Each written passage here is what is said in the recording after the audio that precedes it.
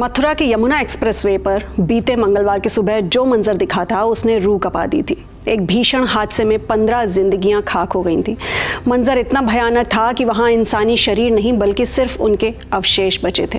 कैसे अवशेष?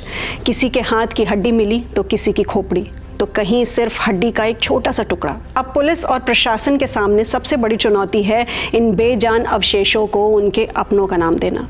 दरअसल हादसे में बस की आग इतनी तेज थी कि चेहरा, त्वचा और फिंगरप्रिंट जैसे पहचान के निशान पूरी तरह से मिट चुके हैं। ऐसे में अपनों के अंतिम संस्कार के लिए बिलखते परिजनों की उम्मीद अब सिर्फ साइंस पर टिकी है।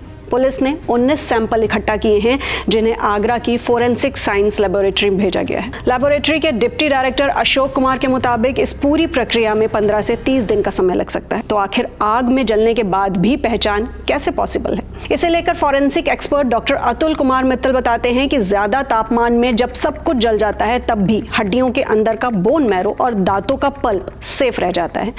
वैज्ञानिक रूप से यह पहचान का सबसे सटीक तरीका है। डीएनए यानी कि डीऑक्सीराइबो न्यूक्लिक एसिड एक ऐसा आनुवांशिक पदार्थ है जो पीढ़ी दर पीढ़ी समान रहता है। मृतकों की हड्डियों या दांतों से लिए गए डीएनए का मिलान उनके पेरेंट्स, भाई बहन या बच्चों के डीएनए से किया जाता है।